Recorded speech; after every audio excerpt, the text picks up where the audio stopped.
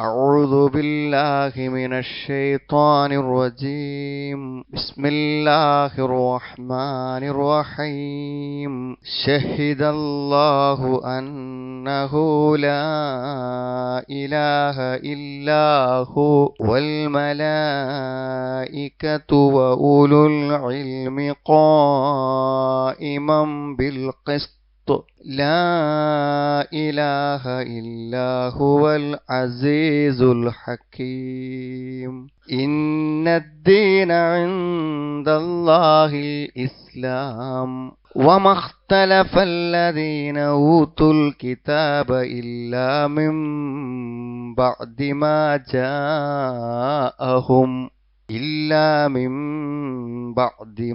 جاءهم العلم بغيا بينهم ومن يكفر بآيات الله فإن الله سريع الحساب.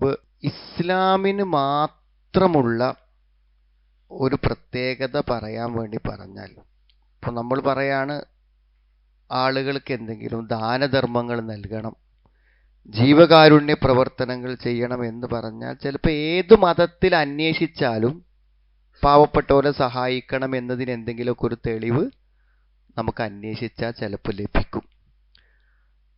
ചിലപ്പോൾ മദ്യപിക്കരുത് എന്ന് പറയുന്നതിന് വേണമെങ്കിൽ തെളിവുകൾ ഏതെങ്കിലുമൊക്കെ പ്രത്യയശാസ്ത്രങ്ങളിൽ നിന്നും മതങ്ങളിൽ നിന്നും ഒക്കെ ലഭിക്കാം. പക്ഷെ ലോകത്തുള്ള എല്ലാ മതങ്ങളിൽ നിന്നും ഇസ്ലാം വ്യതിരിക്തമായി നിൽക്കുന്നത്, ഇസ്ലാമിൽ തന്നെയുള്ള പിഴച്ച കക്ഷികളിൽ നിന്നും യഥാർത്ഥമായ ഇസ്ലാം വേറിട്ട് നിൽക്കുന്നതിൻ്റെ ഏറ്റവും പ്രധാനപ്പെട്ട പ്രത്യേകത എന്ന് പറയുന്നത് തൗഹീദാണ്, ഏകദൈവ വിശ്വാസമാണ്. ഇസ്ലാം അല്ലാത്ത മറ്റൊരു മതത്തിലും ഇന്ന് ഇസ്ലാം പഠിപ്പിക്കുന്ന തരത്തിലുള്ള ഏകദൈവ വിശ്വാസം നിലനിൽക്കുന്നില്ല. മുമ്പ് കാലത്ത് അങ്ങനെ ഉണ്ടാവും. ഇപ്പൊ ജൂത ക്രിസ്ത്യ മതങ്ങളിലൊക്കെ എന്തുണ്ട്, ആ പ്രവാചകന്മാർ ജീവിച്ചിരിക്കുന്ന കാലഘട്ടങ്ങളിൽ അത് തൗഹീദ് ഉൾക്കൊള്ളുന്നതായിരുന്നു. ഇപ്പം ഈ തൗഹീദ് എന്നുള്ളതാണ് ഇസ്ലാമിൻ്റെ ഏറ്റവും വലിയ പ്രത്യേകത. അപ്പം നമ്മളിപ്പോൾ ആർക്കെങ്കിലും ഇസ്ലാമിനെ കുറിച്ച് പറഞ്ഞു കൊടുക്കുകയാണെങ്കിൽ അയാൾക്ക് മനസ്സിലാക്കി കൊടുക്കേണ്ടത് എന്താണ്? ഏകദൈവ വിശ്വാസമാണ്. അത് അംഗീകരിക്കാതെ ഇസ്ലാമിൻ്റെ എന്തു നന്മകളെ അംഗീകരിച്ചാലും ഒരാൾ എന്താവൂല? മുസ്ലിം ആവൂല.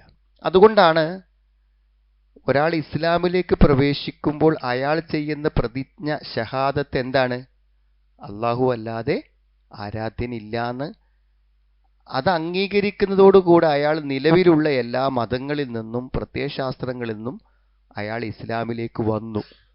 കാരണം ഇസ്ലാമിൻ്റെ ഏറ്റവും വലിയ പ്രത്യേകത അതാണ് എന്നാണ്. അപ്പം അതിനെ സ്ഥാപിക്കുകയാണ് ഇവിടെ അള്ളാഹു ചെയ്യുന്നത്. ശരിക്കും ഷഹാദത്ത് അല്ലെങ്കിൽ ഷഹിദ എന്നൊക്കെ പറഞ്ഞാൽ സാക്ഷ്യം വഹിക്കുക. സാക്ഷ്യം വഹിക്കുക എന്ന് പറഞ്ഞാൽ അതിൻ്റെ അർത്ഥം അറിയുകൾ അത് കണ്ണുകൊണ്ട് കാണുക എന്നുള്ളതാണ്. ഇൽമുൻ യഖീനാണ്. അത്ര ഉറപ്പുള്ള അറിവാണത്. കണ്ണുകൊണ്ട് കണ്ട്. ഇപ്പം ഒരാൾ വിശ്വസിക്കില്ലെങ്കിൽ എന്താ പറയാ? ഞാൻ എൻ്റെ കണ്ണുകൊണ്ട് കണ്ടതാണ് എന്നോട് പറയണത്. കണ്ണുകൊണ്ട് കാണുക പറഞ്ഞാൽ അത്രയും എന്താണ്? അതാണ് ഷഹാദത്ത്. ഷഹിദ എന്ന് പറഞ്ഞാൽ കണ്ടു, ആ സംഗതിക്ക് ഞാൻ സാക്ഷിയാണ്. എന്താ? ഞാനത് കണ്ട ആളാണ് എന്നാണ്. അപ്പോ അങ്ങനെ ആ ഏകദൈവ വിശ്വാസത്തെ സ്ഥാപിക്കുന്നതിന് വേണ്ടി അള്ളന്നെ നേരിട്ട് പറയണം, ഞാൻ സാക്ഷിയാണ്, അള്ളാഹു ഏകനാണ് എന്നതിന് അള്ളാഹു തന്നെ എന്താണ്? സാക്ഷ്യം വഹിക്കുകയാണ് ചെയ്യുന്നത് എന്നാണ്. അപ്പോൾ അതായത് അള്ള സാക്ഷ്യം വഹിക്കുക എന്ന് പറഞ്ഞാൽ അതുകൊണ്ട് ഉദ്ദേശിക്കുന്നത് യഥാർത്ഥത്തിൽ എന്താ അറിയോ? ആ ഏകദൈവ വിശ്വാസത്തെ സ്ഥാപിക്കാൻ ആവശ്യമായിട്ടുള്ള എല്ലാവിധ തെളിവുകളും അള്ളാഹു നമുക്ക് പറഞ്ഞു തരുന്നു എന്നുള്ളതാണ്.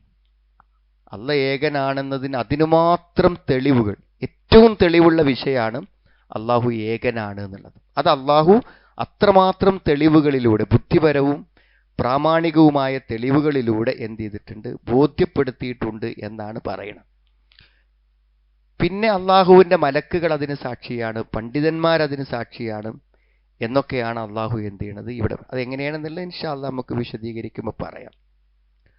അതുകൊണ്ട് തന്നെ അള്ളാഹുവിൻ്റെ അടുക്കൽ സ്വീകാര്യമായി ഒരു മതം മാത്രമേ ഉള്ളൂ. അതേതാണ്? ഇസ്ലാം. എന്തുകൊണ്ടാണ്? അള്ളാഹുവിൻ്റെ ഏകത്വത്തെ അംഗീകരിക്കുന്ന ഒരേ ഒരു മതമേ ഉള്ളൂ. അതുകൊണ്ട് അള്ളാഹുവിൻ്റെ അടുക്കൽ സ്വീകാര്യമായിട്ടുള്ള മതവും ഇസ്ലാം തന്നെയാകുന്നു എന്നുള്ളതാണ്. അപ്പൊ പിന്നെ ഈ ബഹുദൈവ വിശ്വാസത്തിലേക്ക് മാറിപ്പോയ ജൂത ക്രിസ്ത്യാനികൾ, മറ്റു പിഴച്ച കക്ഷികൾ, ഇവരൊക്കെ പിന്നെന്താ ഇതിന്ന് പോകാൻ കാരണം? തെളിവില്ലാഞ്ഞിട്ടാ? തെളിവില്ലാഞ്ഞിട്ടല്ല. അവർ പോകാനുള്ള കാരണം എന്താന്ന് ചോദിച്ചാൽ, ഒന്നവരുടെ അസൂയ. അതായത് ദൈവത്തിൻ്റെയും മതത്തിൻ്റെയും വേദത്തിൻ്റെയും ആളുകളായി നിലകൊള്ളുന്ന ഞങ്ങളിവിടെ ഉണ്ടായിരിക്കെ എങ്ങനെയാണ് ബഹുദൈവ വിശ്വാസത്തിൻ്റെ സമൂഹത്തിൽ മുശ്രിക്കുകളിൽ നിന്നും ഒരു പ്രവാചകൻ നിയോഗിക്കപ്പെട്ടു? അള്ളാഹുവിനെ കുറിച്ചും പറയാൻ ഞങ്ങളാണ് ഇവിടെ യോഗ്യരായ ആളുകൾ, ഞങ്ങളാണ് വേദത്തിൻ്റെ ആളുകൾ, അഹ്ലുൽ കിതാബ്. പിന്നെ എങ്ങനെയാണ് ഈ മുശ്രിക്കീങ്ങളിൽപ്പെട്ട ഒരാളെ അതിനെ നിയമിച്ചത് എന്ന അസൂയ. പിന്നെ ഒന്നെന്താണ്? തെളിവുകളും കാര്യങ്ങളും ബോധ്യപ്പെട്ടാലും ഞങ്ങൾ ഈ അസത്യത്തിലെ നിലകൊള്ളുകയോ എന്ന അതിക്രമം, ധിക്കാരം, ശാഠ്യം. ഇതുകൊണ്ടൊക്കെയാണ് അവർ ഇസ്ലാമിനെ അംഗീകരിക്കാതെ പോയത് എന്നാണ് നമുക്ക് ഇതിലൂടെ പറഞ്ഞു തരുന്നത്. അപ്പോൾ നോക്കൂ, വായിക്കുമ്പോൾ അതിൻ്റെ വശങ്ങൾ ഇങ്ങനെ പറഞ്ഞു പോവാം. ഷഹിദല്ലാഹു അന്നഹു ലാ ഇലാഹ ഇല്ലാഹു, താനല്ലാതെ മറ്റൊരാരാധ്യനില്ലെന്ന് അള്ളാഹു സാക്ഷ്യം വഹിക്കുന്നു എന്നാണ്. താനല്ലാതെ മറ്റൊരാരാധ്യനില്ല എന്ന് ഹാദാ തഖ്രീറു മിനല്ലാഹി തആല ലിത്തൗഹീദ്. അല്ലാഹ് സ്വയം തൗഹീദിനെ ഇവിടെ സ്ഥാപിക്കുകയാണ്. എങ്ങനെയാണത്? വഹുവ ഷഹാദത്തുഹു തആല വ ഷഹാദത്തു ഖവാസിൽ ഖൽഖ് വൽ മലായിക വ ഉലുൽ ഇൽം. അല്ലാഹ്നെ സാക്ഷ്യം വഹിക്കുക. അല്ലാഹ് സാക്ഷ്യം വഹിക്കുക എന്ന് പറഞ്ഞാൽ എന്താണ്? അമ്മ ഷഹാദത്തുഹു തആല ഫിമാ അഖാമുഹു മിനൽ ഹുജജി വൽ ബറാഹിനിൽ ഖാതിയ. വ്യക്തമായ തെളിവുകൾ, അള്ളാഹുവിൻ്റെ ഏകത്വത്തിന് വ്യക്തമായ തെളിവുകൾ അള്ളാഹു എന്ത് ചെയ്യുന്നു? നൽകുന്നു എന്നതാണ്. എന്താണ് വ്യക്തമായ തെളിവുകൾ? എന്താ വ്യക്തമായ തെളിവുകൾ? ഒന്ന്, ഈ പ്രപഞ്ചത്തിലെ സൃഷ്ടികളെ നമ്മൾ പരിശോധിക്കുമ്പോൾ, നമ്മളെ മനുഷ്യനെയും ഇവിടുത്തെ ആകാശഭൂമികളെയും ജീവജാലങ്ങളെയും ഒക്കെ സൃഷ്ടിക്കുമ്പോൾ അവ തമ്മിലൊക്കെ ആ സൃഷ്ടിപ്പിൽ ഒരു ഫാക്ടറിയിൽ നിന്ന്, ഒരു കമ്പനിയിൽ നിന്ന്, ഒരു സോഴ്സിൽ നിന്ന് വന്ന ഒരു ബന്ധം ആ സൃഷ്ടിപ്പ് മുഴുവനും തമ്മിലും കാണിക്കപ്പെടുന്നുണ്ട്. അപ്പൊ ഇതൊക്കെ സൃഷ്ടിച്ചത് ഒരാളാകണം എന്നാണ്. ഒരാളാകണത്. ഇതെല്ലാം സൃഷ്ടിച്ചത് എന്താകണം? ഒരാളാവണം. എല്ലാം പരസ്പര ബന്ധങ്ങളുണ്ട്. ആ സൃഷ്ടിപ്പിൻ്റെ അത്ഭുതങ്ങൾ, അതിൻ്റെ ബുദ്ധി, അതിലുള്ള സംവിധാനങ്ങൾ, ഇതിലൊക്കെ അപാരമായ അത്ഭുതങ്ങൾ നിലനിൽക്കുന്നുണ്ട്. അതുകൊണ്ട് ഈ മഹാപ്രപഞ്ചവും സൃഷ്ടിജാലങ്ങളുമെല്ലാം ഒരാളിൽ നിന്നാണ് വന്നത്. വ്യത്യസ്തമായ ബുദ്ധികളിൽ നിന്നോ വ്യത്യസ്തമായ സൃഷ്ടികർത്താക്കളിൽ നിന്നോ വരുന്ന ഒരു പ്രപഞ്ചം അല്ലെങ്കിൽ സൃഷ്ടിജാലങ്ങൾ ഇത്ര ബന്ധവും ഈ സംവിധാനങ്ങൾ ഇത്ര യോജിപ്പും ഉണ്ടാവാൻ ഒരു സാധ്യതയുമില്ല. ശരിക്കു പറയുകയാണെങ്കിൽ എല്ലാറ്റിനെയും സൃഷ്ടിച്ചത് മനുഷ്യന് വേണ്ടിയാണെന്ന് പറഞ്ഞത്. അപ്പൊ മനുഷ്യനുമായി സൂര്യൻ, ചന്ദ്രൻ, ഈ പ്രകൃതി, മഴ, വെള്ളം, ഭൂമി, മണ്ണ്, എന്തെല്ലാം സാമ്യത ഉണ്ട്. അലം നജ്അലിൽ അർള കിഫാത്ത അഹ്യാഅൻ വ അംവാത്ത. ജീവിച്ചിരിക്കുന്നവർക്ക് ഭക്ഷണം കൊടുക്കാൻ ഈ മണ്ണിന് പറ്റും. അതൊക്കെ തിന്നിട്ട് അവസാനം ചത്തുപോവുകയാണെങ്കിൽ എന്ത് ചെയ്യും? മണ്ണെന്നെ അത് ഏറ്റെടുത്ത് ദ്രവിപ്പിച്ച് ഭൂമിക്ക് ശല്യമില്ലാതെ ആക്കുകയും ചെയ്യും. രണ്ട് കഴിവും മണ്ണിനുണ്ട്. അപ്പൊ അങ്ങനെ മണ്ണിനെ സംവിധാനിച്ചത് ആരാ? അപ്പോൾ ഈ പ്രപഞ്ചത്തിന്റെ സൃഷ്ടിപ്പ് പരിശോധിച്ചാൽ, നമ്മുടെ ശരീരഘടനകളെക്കുറിച്ച് ചിന്തിച്ചാൽ ഇതെല്ലാം ഒരാളാണെന്ന് മനസ്സിലാകും. അപ്പൊ തൗഹീദിന് തെളിവല്ലേ? ഈ പ്രപഞ്ചത്തിലെ സർവ്വചരാചരങ്ങളും അള്ളാഹുവിൻ്റെ ഏകത്വത്തിന് എന്താണ്? തെളിവാണെന്നർത്ഥം. പിന്നെ മാത്രമല്ല, അള്ളാഹു ഏകത്വത്തെയാണ് പിന്തുണക്കുന്നത് എന്നതിന് മറ്റൊരു തെളിവാണ് ബഹുദൈവ വിശ്വാസികളും ഏകദൈവ വിശ്വാസികളും തമ്മിൽ ഏറ്റുമുട്ടുമ്പോൾ സത്യവിശ്വാസികൾ വിജയിക്കുന്നു. അപ്പൊ അള്ളാഹു ഏതിന്റെ ഭാഗത്താ? ഏകദൈവ വിശ്വാസത്തിന്റെ ഭാഗത്താണെന്ന് ചരിത്രം പരിശോധിച്ചാൽ നമുക്ക് കാണാൻ പറ്റും. പിന്നെ മറ്റൊരു കാര്യം, അള്ളാഹു ഏകനാണ് എന്നതിനുള്ള മറ്റൊരു തെളിവ് മനുഷ്യന്റെ ജീവിതത്തിൽ അവൻ ആഗ്രഹിക്കുന്ന അനുഗ്രഹങ്ങൾ അവന് ലഭിക്കുവാനും അവൻ ഭയപ്പെടുന്ന തിന്മകൾ അവന് തട്ടിമാറ്റുവാനും അല്ലാഹുവല്ലാത്ത മറ്റാർക്കും സാധിക്കുന്നില്ല.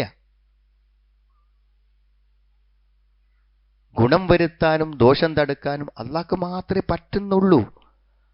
അതുകൊണ്ട് മറ്റാർക്കും അത് കഴിയാത്തത് കൊണ്ട് അവരാരും നമ്മുടെ ദൈവമാകാൻ ഒരു സാധ്യതയുമില്ല. അതൊരു തെളിവാണ്. അനുഗ്രഹങ്ങൾ തരുന്നതും ദോഷങ്ങളെ തടുക്കുന്നതും അവനാണ്. ആർക്കും സ്വന്തമായൊരു ഉപകാരം വരുത്താനോ ഉപദ്രവം തടുക്കാനോ ആർക്കും സാധ്യമല്ല. ഇങ്ങനെ ഒട്ടനവധി തെളിവുകൾ അള്ളാഹുവിൻ്റെ ഏകത്വത്തിന് പറയാൻ പറ്റും. ഈ തെളിവുകളെല്ലാം നമുക്ക് തന്നു എന്നതാണ് അള്ളാഹുവിൻ്റെ സാക്ഷ്യം. ഈ തെളിവുകളെല്ലാം നമുക്ക് തന്നു എന്നുള്ളതാണ് അള്ളാഹുവിൻ്റെ സാക്ഷ്യം. ഷഹിദല്ലാഹു അന്നഹു ലാ ഇലാഹ ഇല്ലാഹു, അവനല്ലാതെ ആരാധനില്ല എന്ന് അള്ളാഹു സാക്ഷ്യം വഹിച്ചിരിക്കുന്നു. വൽ മലായികത്തു, അള്ളാഹുവിൻ്റെ ഏറ്റവും സവിശേഷരായ സൃഷ്ടികളാണ് മലക്കുകൾ. ആ മലക്കുകളുടെ സാക്ഷ്യം എന്താണ്? മലക്കുകളുടെ സാക്ഷ്യം ഷഹാദത്തുൽ മലായിക ബിദാലിക ഫനസ്തഫീദുഹാ ബി അഖ്ബാരില്ലാഹി ലനാ ബിദാലിക. അത് നമുക്ക് മനസ്സിലാക്കാൻ പറ്റില്ല. മലക്കുകൾ അങ്ങനെ സാക്ഷ്യം വഹിച്ചിട്ടുണ്ട് എന്ന് അള്ളാഹു നമ്മളോട് പറഞ്ഞതുകൊണ്ട് മലക്കുകൾ സാക്ഷ്യം വഹിച്ചിട്ടുണ്ട് എന്ന് നമ്മൾ വിശ്വസിക്കുന്നു. അല്ലാതെ മലക്കിന്റെ സാക്ഷ്യം നമുക്ക് മനസ്സിലാക്കാൻ നമ്മുടെ മുന്നിൽ വഴികളില്ല. മലക്കുകൾ അങ്ങനെ അള്ളാഹു ഏകനാണെന്ന് സാക്ഷ്യം വഹിച്ചിട്ടുണ്ടെന്ന് അള്ളാഹു നമ്മളോട് പറയുന്നത് കൊണ്ട് നമ്മൾ അത് അംഗീകരിക്കുന്നു. വഉലുൽ ഇൽമി ഖായിമൻ ബിൽ ഖിസ്ത്. വഉലുൽ ഇൽമ്, ഉലുൽ ഇൽമ് അറിവുള്ളവർ. ഉലുൽ ഇൽമ് അറിവുള്ളവർ, അറിവിന്റെ ഉടമസ്ഥർ. ഉലുൽ അൽബാബ് ബുദ്ധിയുള്ളവർ. ഉലുൽ ഇൽമ് അറിവുള്ളവർ. അറിവുള്ളവരും സാക്ഷ്യം വഹിച്ചിരിക്കുന്നു. ആലോചിച്ച് നോക്ക് നിങ്ങൾ. അള്ള സാക്ഷ്യം വഹിച്ച കാര്യത്തിന് പിന്നെ അള്ള പറഞ്ഞത് അവൻ്റെ ഏറ്റവും ശ്രേഷ്ഠരായ മലക്ക്. പിന്നെ പറഞ്ഞത് ആരാണ്? പണ്ഡിതന്മാർ. ഈ ഭൂമിയിൽ ഏറ്റവും ശ്രേഷ്ഠരായ മനുഷ്യരാരാണെന്ന് ചോദിച്ചാൽ അവരാരാണ്? പണ്ഡിതന്മാരാണ്.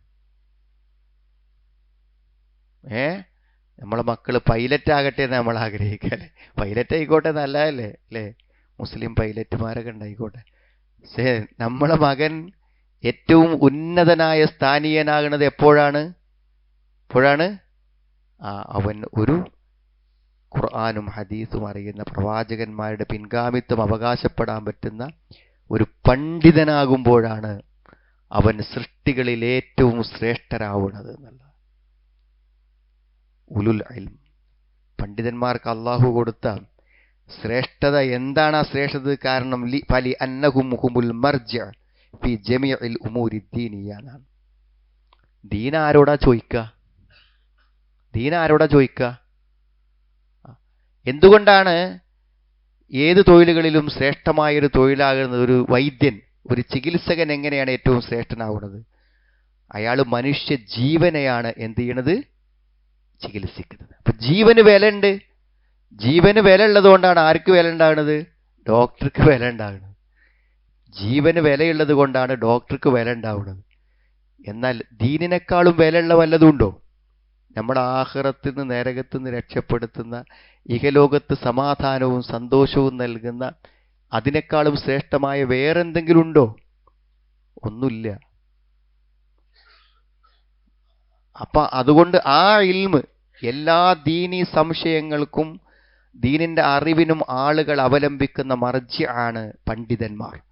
അതുകൊണ്ട് പണ്ഡിതന്മാരാണ് ഏറ്റവും ശ്രേഷ്ഠരായ മനുഷ്യരിൽ ഏറ്റവും ശ്രേഷ്ഠരായ ആളുകൾ. പ്രവാചകന്മാരെന്താണ് ഏറ്റവും ശ്രേഷ്ഠരാകുന്നത്? പ്രവാചകന്മാരെന്നല്ലേ ആ ഇൽമ കിട്ടുന്നത്. അതുകൊണ്ടാണ് ഓല് ശ്രേഷ്ഠന്മാരായത്. ആ പ്രവാചകന്മാർ തന്ന അറിവുകളുടെ സൂക്ഷിപ്പുകാരാണ് ആര്? പണ്ഡിതന്മാർ. അതുകൊണ്ട് പണ്ഡിതന്റെ മഹത്വം അത്രയും വലുതാണെന്നാണ് അറിയിക്കുന്നത്. അപ്പൊ നമ്മളുടെ എല്ലാവരുടെയും മഹത്വം നമുക്ക് എത്ര മതമറിയും എന്നതാണ്, ദീൻ അറിയും എന്നുള്ളതാണ്. ദീൻ അറിയും, അതിൻ്റെ ഉപകാരം വേറെ ഒന്നുകൊണ്ടും കിട്ടൂല.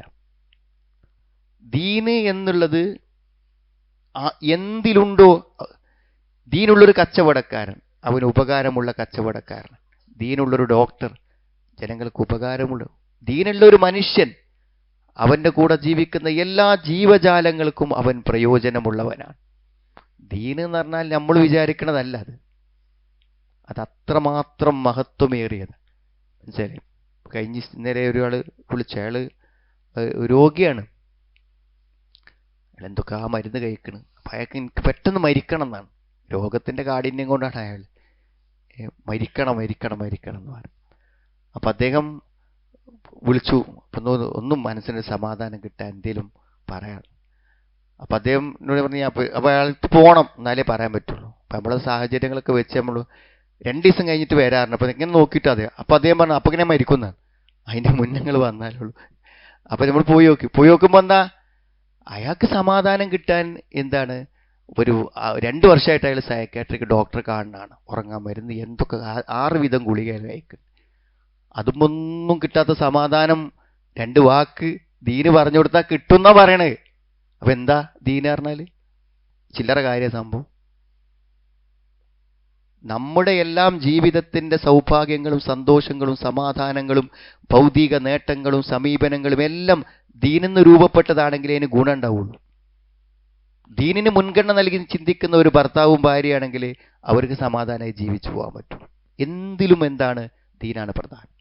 അതിൻ്റെ മർജി ആണ് ആര്? ഉലമാക്കൾ.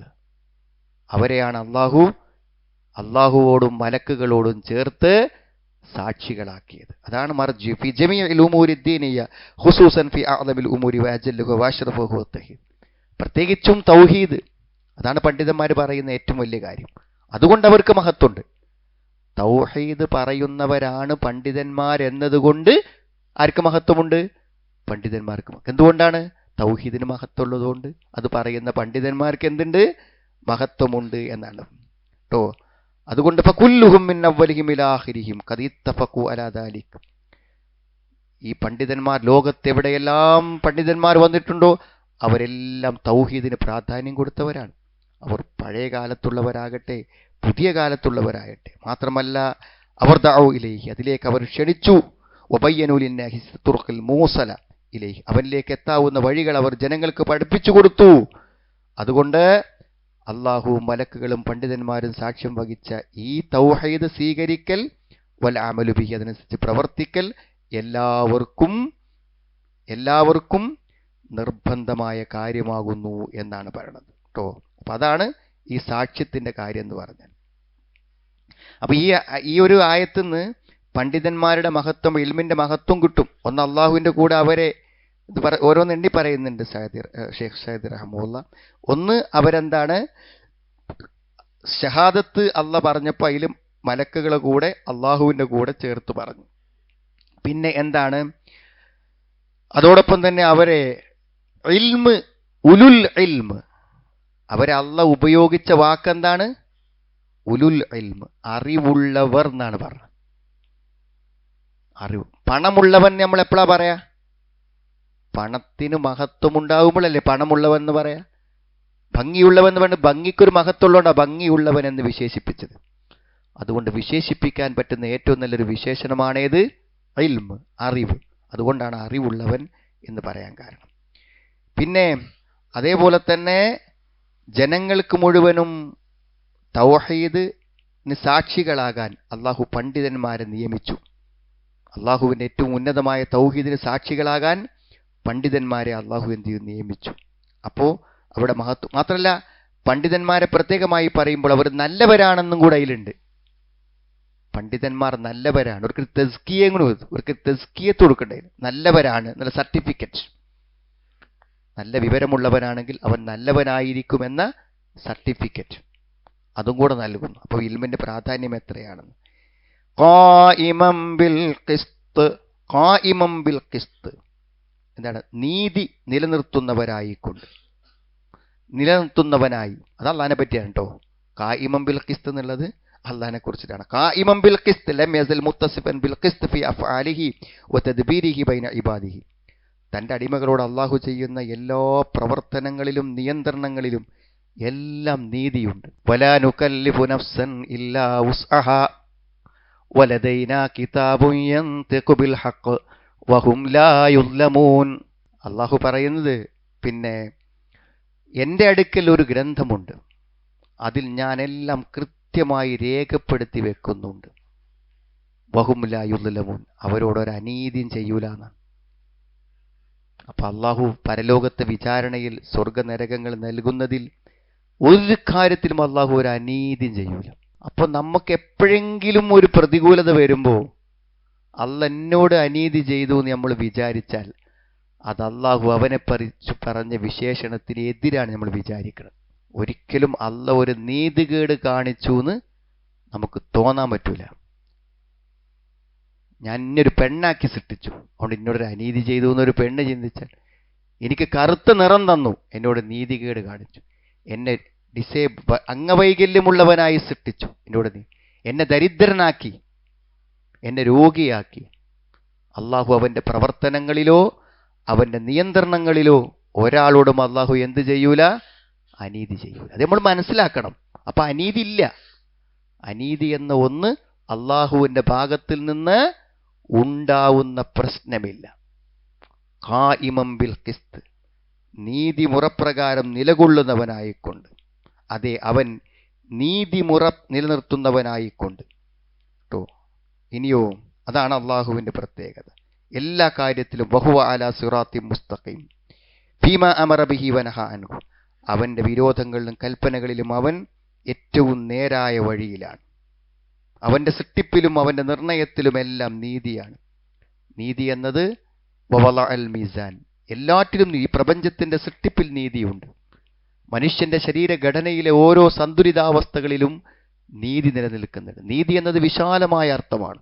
അള്ളാഹുവിൻ്റെ സൃഷ്ടിപ്പിലും പ്രവർത്തനങ്ങളിലും എല്ലാം അതുണ്ട്. വീണ്ടും തൗഹീദാണ് പറയണത്. എന്താ പറയണു? ലാ ഇലാഹ ഇല്ലാഹുവൽ അസീസുൽ ഹക്കീം.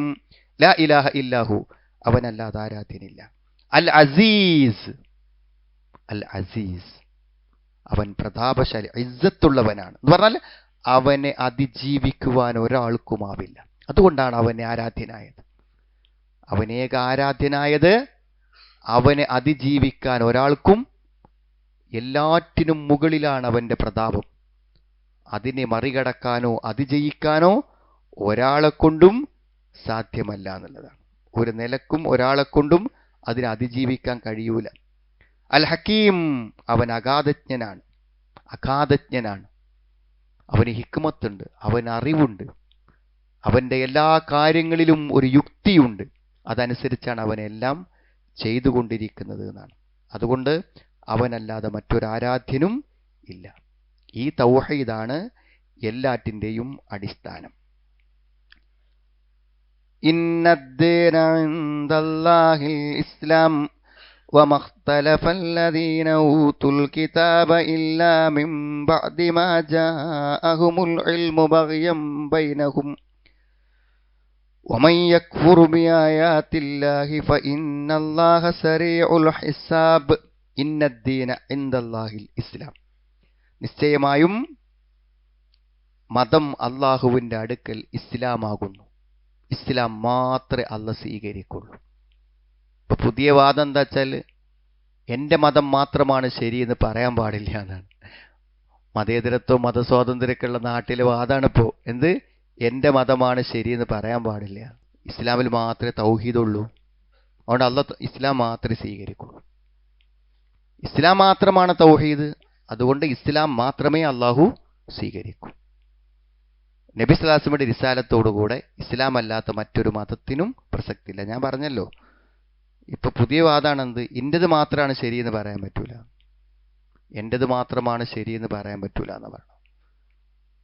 അങ്ങനെയാണെങ്കിൽ മതത്തിന്റെ കാര്യം മാത്രം എല്ലാവരും അവനവൻ വിശ്വസിക്കുന്നതാണ് ശരിയെന്നാണ് വിചാരിക്കണേ എല്ലാവരും. എല്ലാവരും അതിനു വേണ്ടിയാണ് എന്ത് ചെയ്യുക, വാശി പിടിക്കുന്നത്. അത്രയും വാശിയാണ് അവനോട് ഉൾക്കൊണ്ട കാര്യം ശരിയാണ്. നമ്മൾ വിശ്വസിക്കുന്നത് ശരിയാണെന്ന് നമുക്ക് ഉറപ്പില്ലെങ്കിൽ നമുക്ക് ഏതും വിശ്വസിച്ചൂടെ? വെറുതെ നമ്മൾ വാശി കൊടുക്കാൻ നിൽക്കേണ്ടവരുണ്ട്. ശരിയല്ലാത്ത ഒന്നിനു വേണ്ടി നമ്മൾ കണിശമായി നിലകൊള്ളേണ്ടതുണ്ടോ? ശരിയല്ലാത്ത ഒന്നിനു വേണ്ടി നമ്മൾ കണിശമായി നിലകൊള്ളണോ? ശരിയല്ല എന്നുണ്ടെങ്കിൽ നമ്മൾ എന്ത് ചെയ്യണം? എല്ലാം ശരിയാണെങ്കിൽ ഏതെങ്കിലും സ്വീകരിച്ചാൽ പോരെ? നമ്മൾ ഒന്നിൽ വാശി പിടിച്ച് നിൽക്കേണ്ടതുണ്ടോ? ശരിയല്ലാത്ത ഒന്നിനെ സ്വീകരിക്കേണ്ടതുണ്ടോ? അപ്പൊ എൻ്റെത് ശരിയാണെന്ന് പറയാൻ പറ്റില്ല എന്ന് പറഞ്ഞാൽ എത്രമാത്രം അർത്ഥശൂന്യവും ബുദ്ധിശൂന്യവുമായൊരു വാദമാണ്. നമ്മൾ പറയുന്നു ഇന്നദ്ദീന ഇൻദല്ലാഹിൽ ഇസ്ലാം, ഇസ്ലാം മാത്രമാണ് ശരിയെന്ന്. എന്താണ് ഇസ്ലാം? അള്ളാഹു ഏകനാണെന്ന് ഒരാൾ അംഗീകരിച്ചാൽ പിന്നെ അള്ളാഹുവിന് മാത്രമേ അവൻ കീഴൊതുങ്ങൂ. അങ്ങനെ അള്ളാഹുവിന് നമ്മൾ കീഴൊതുങ്ങുന്നതിനാണ് എന്ത് പറയാ? ഇസ്ലാം എന്ന് പറയാം. അള്ളാഹു ഏകനാണെന്ന് മനസ്സിലാക്കുന്നു, എന്നിട്ട് നമ്മൾ അള്ളാഹുവിന് സമർപ്പിക്കുന്നു. തസ്ലീം, അള്ളാഹുവിന് നമ്മളെ സമർപ്പിക്കുന്നു. നീ പറഞ്ഞാലും ഞാൻ കേൾക്കും, നീ പറഞ്ഞതേ ഞാൻ കേൾക്കൂ, നീ പറയാത്തതൊന്നും മതമല്ല, നീ പറയാത്തതൊന്നും ഞാൻ സ്വീകരിക്കൂല. അതാണ് ഇസ്ലാം. ഇന്നദ്ദീന ഇൻദല്ലാഹിൽ ഇസ്ലാം. വമഖ്തലഫല്ലദീന ഊതുൽ കിതാബ ഇല്ലാ മിൻ ബഅദി മാ ജാഅഹുമുൽ ഇൽമു ബഗിയൻ ബൈനഹും. വമഖ്തലഫല്ലദീന ഊതുൽ കിതാബ്, വേദഗ്രന്ഥം നൽകപ്പെട്ട ആളുകൾ എന്താണ്? അവർ ഭിന്നിക്കുകയുണ്ടായിട്ടില്ല. അവർ ഈ ദീനിൽ നിന്ന് വേറിട്ട് ഈ സത്യത്തെ സ്വീകരിക്കാതെ അവർ ഒഴിഞ്ഞുപോയി. ഇല്ലാ മിൻ ബഅദി മാ ജാഅഹുമുൽ ഇൽമു, അവർക്ക് വ്യക്തമായ അറിവ് വന്നു കിട്ടിയതിന് ശേഷമല്ലാതെ. അപ്പൊ വേദഗ്രന്ഥം നൽകപ്പെട്ടവർ തങ്ങൾക്ക് വ്യക്തമായ അറിവ് കിട്ടിയതിന് ശേഷമല്ലാതെ അവർ ഭിന്നിച്ചു പോയിട്ടില്ല, തെറ്റിപ്പോയിട്ടില്ല എന്നാണ് കേട്ടോ. അവരൊക്കെ വ്യക്തമായ തെളിവും കിട്ടിയതിന് ശേഷമാണ് അവർ പോയത്. എന്താ പോകാൻ കാരണം? ബഗയം ബൈനഹും, അവർക്കിടയിലുള്ള അവരുടെ ധിക്കാരം കാരണം, അസൂയ കാരണം. അത് മാത്രമേ ഉള്ളൂ, വേറൊന്നുമില്ല. മനസ്സിലായി? ശരിയാണെന്ന് അറിയുന്ന കാര്യങ്ങളെ മനുഷ്യൻ നിരാകരിക്കുന്നതിൻ്റെ അടിസ്ഥാന കാരണം അവൻ്റെ അസൂയ, അവൻ്റെ ഈഗോ. ഇതാണ്. അപ്പം നിങ്ങൾ ഒരാളോട് എന്താടാ എന്ന് ചോദിച്ചാൽ പിന്നെ നമ്മൾ എന്ത് പറഞ്ഞാലും അത് എത്ര ന്യായായാലും എന്തില്ല, അവനതിന് കിട്ടൂല. എന്നാൽ കുറച്ചും കൂടി താല്പര്യം എതിര് ചെയ്യുമ്പോൾ അവന് ഭയങ്കര സന്തോഷിക്കണം. നമ്മളൊരു കാര്യം ആണ്. അപ്പൊ അവിടെ നമ്മൾ പറയുന്നത് കാര്യമാണോ എന്നുള്ളതല്ല. ഇന്നോട് അങ്ങനെ എന്താടാന്ന് വിളിക്കാൻ എന്താ, എന്നെ ഉപദേശിക്കാൻ എന്താ, എന്നെ തിരുത്താൻ ഇവൻ ആരാ? അപ്പൊ അവൻ ഒരിക്കലും എന്ത് ചെയ്യണില്ല, അവനോട് നിർദ്ദേശിക്കണ കാര്യത്തിന്റെ വസ്തുതയെക്കുറിച്ച് അവൻ അത് പ്രശ്നമല്ല. അതുകൊണ്ടാണ് ഇവരൊക്കെ എന്തായത്, തെറ്റിപ്പോയത്. വമൻ യക്ഫുർ ബി ആയാത്തില്ലാഹി ഫഇന്നല്ലാഹ സരീഉൽ ഹിസാബ്. എന്നാൽ ആരെങ്കിലും അള്ളാഹുവിൻ്റെ ദൃഷ്ടാന്തങ്ങളെ, അള്ളാഹുവിൻ്റെ ആയത്തുകളെ ആരെങ്കിലും എന്താണ് നിഷേധിക്കുകയാണെങ്കിൽ ഫഇന്നല്ലാഹ സരീഉൽ ഹിസാബ്, അള്ളാഹു എന്താണ് വേഗത്തിൽ വിചാരണ നടത്തുന്നവനാകുന്നു എന്നാണ്. വളരെ വ്യക്തമായ ഒരു താക്കീതാണത്, ഒരു ഭയങ്കര താക്കീതാണത്. അള്ളാഹു വേഗത്തിൽ വിചാരണ നടത്തുന്നവനാണെന്നുള്ളത് വലിയൊരു താക്കീതാണ്. എന്തുകൊണ്ടാണ് ആ താക്കീത്? എന്താ താക്കീത്? തെറ്റിൽ തന്നെ തുടരുന്ന ആളുകൾ ആലോചിക്കാം, ഇതൊക്കെ ഇനി എപ്പോഴെങ്കിലൊക്കെ അല്ലേ, വരുമ്പോൾ നോക്കാതെ വിചാരിക്കണ്ട, വരാൻ അധികം താമസം ഉണ്ടാവില്ല. അത് പെട്ടെന്ന് തന്നെ എന്ത് ചെയ്യും? മൻ തറക്കൽ ഹഖ ബഅദ മഅരിഫതിഹി, ആരെങ്കിലുമൊക്കെ അറിഞ്ഞും കൊണ്ടൊരാൾ സത്യത്തെ ഉപേക്ഷിച്ചാൽ ഫഹാദ മുസ്തഹിഖുൻ ലിൽ വഈദി ശദീദ് വൽ ഇഖാബിൽ അലീം, ഈ വേദനാജനകമായ ശിക്ഷക്കും കഠിനമായ താക്കീദിനും അവൻ അർഹനാണ്. വേഗത്തിൽ അള്ളാഹു വിചാരണ ചെയ്യുമെന്ന് പറഞ്ഞാൽ പേടിച്ചോന്നാ അതിൻ്റെ അർത്ഥം. നിന്റെ നിലപാടുകൾക്ക് തക്കതായ ശിക്ഷ വൈകാതെ വരും എന്ന ഓർമ്മപ്പെടുത്തലാണ് ഇന്നല്ലാഹ സരീഉൽ ഹിസാബ് എന്ന് പറഞ്ഞാൽ അതിൻ്റെ അർത്ഥം. أعوذ بالله من الشيطان الرجيم. بسم الله الرحمن الرحيم. شهد الله أنه لا إله إلا هو والملائكة وأولو العلم قائما بالقسط لا إله إلا هو العزيز الحكيم. إن الدين عند الله الإسلام وما اختلف الذين أوتوا الكتاب إلا من بعد